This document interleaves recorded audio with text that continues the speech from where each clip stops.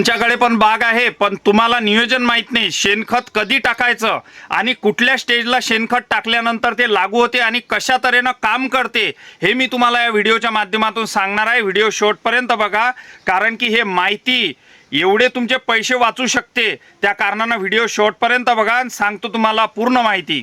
नमस्कार, तर शेतकरी मित्रांनो, मी संकेत पवार आणि आता या व्हिडिओच्या माध्यमातून मी तुम्हाला सांगणार आहे की खतांचं नियोजन कसं केलं पाहिजे।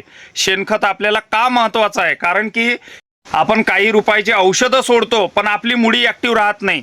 पण मुळी ॲक्टिव्ह का राहत नाही याचं जर मूळ काय आहे हे मी तुम्हाला या व्हिडिओच्या माध्यमातून सांगणार आहे की आपल्याला का महत्त्वाचं आहे।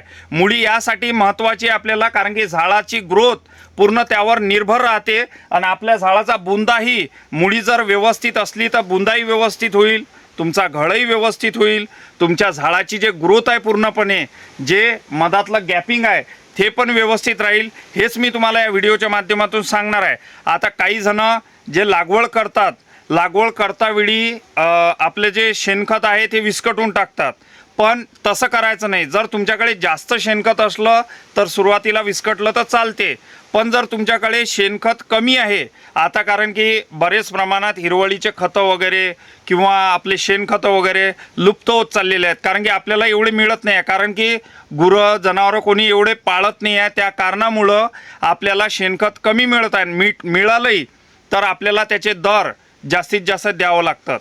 त्या कारणामुळे आपल्याकडे जर शेणखत कमी आहे तर आपल्याला शेणखत टाकायची पद्धत आपल्याला बदलवायची आहे। तर ते कशी बदलवणार तुम्ही? तर आता बरेच जण म्हणतील शेतकरी की आपल्याला तर शेणखत पाहिजेच, तर शेणखताचा जर आपण पर्याय व्यवस्थित ठेवला, व्यवस्थित जर शेणखत दिलं तर आपल्याला व्यवस्थित रिझल्ट मिळू शकतात। तर चला सांगतोय तुम्हाला। आता जर आपली हे केळी आहे आणि साधारणतः 3 महिने आपल्या केळीला झाले आहेत आणि आपल्याला करायची आहे बांधणी करायची आहे, तर आपण ट्रॅक्टरने माती लावून घेतो, म्हणजे बेड आपण अशा पद्धतीनं घेतो।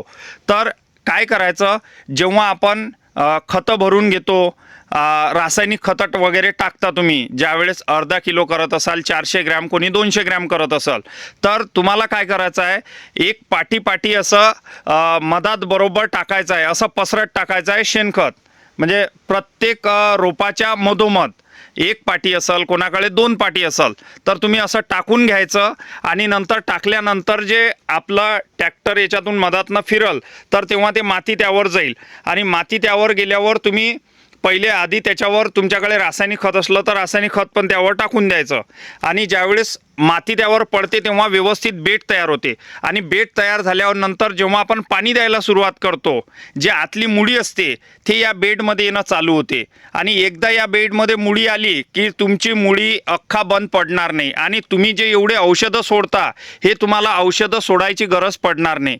तुमचा खर्च एकदम, जर आता तुम्ही 15 दिवसाला मुळी वाळवाचं औषध सोडत असाल तर तो खर्च तुमचा 100% बंद होणार आहे, कारण की आपण जर यामध्ये डायरेक्ट माती लावली तर पाणी सोडल्यामुळं किंवा मग आपण ताण दिल्यामुळं हे जमीन कडक येते।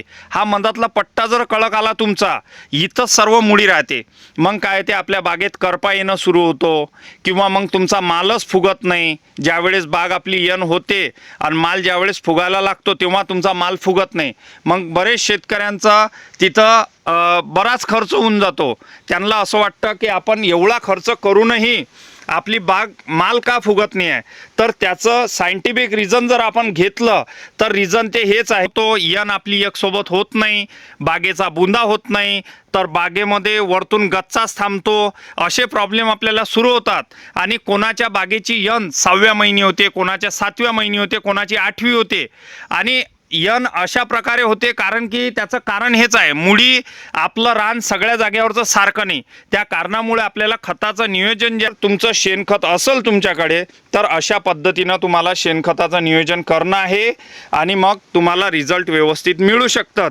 त्यासाठी तुम्हाला हे नियोजन करायचं आहे आणि तुमचा बुंदा पण हे टाकल्यानंतर 100% बुंदा होऊ शकतो तुमचा, कारण की माती व्यवस्थितपणे पडते त्या शेणखतावर, त्या कारणामुळं तिथे मुळीची चाल व्यवस्थितरित्या राहते, मग तुमची मुळी बंद पडणार नाही। आणि व्हिडिओ जर आवडला असेल तर जे नवीन शेतकरी आहेत, जुन्या शेतकऱ्यांना तर बऱ्यापैकी हे माहितीच आहे, पण ज्यांना हे माहिती नाही त्यांच्यापर्यंत हा व्हिडिओ तुम्ही पोचवा, जेणेकरून शेतकऱ्याचा जो लाखो रुपयाचा खर्च होतो, कारण की केळीला एवढा मोठा आपण खर्च करतो, 2-2, 2.5 लाख रुपये खर्च केळीला आपण करायचे, आणि ज्यावेळेस आपल्याला पीक घ्यायचं आहे त्यावेळेस आपली मुळी बंद पडते. त्या कारणामुळं तुमच्या मालाला चोच येणे किंवा माल फणी आखूळ पडणे किंवा मधातलं अंतर बारीक पडणे, म्हणजे अंतर ह्या पोग्यातलं अंतर कमी राहणे किंवा मग गॅपिंग व्यवस्थित येत नाही मालामध्ये, तर हे प्रॉब्लेम आपल्याला झाले पाहिजे नाही. यासाठी तुम्ही व्हिडिओ शेवटपर्यंत बघितला, यासाठी धन्यवाद. आणि हा व्हिडिओ जास्तीत जास्त शेअर करा, जेणेकरून शेतकऱ्याचा फायदा होईल. आणि भेटू पुढच्या एका नवीन अशा व्हिडिओमध्ये. तोपर्यंत नमस्कार.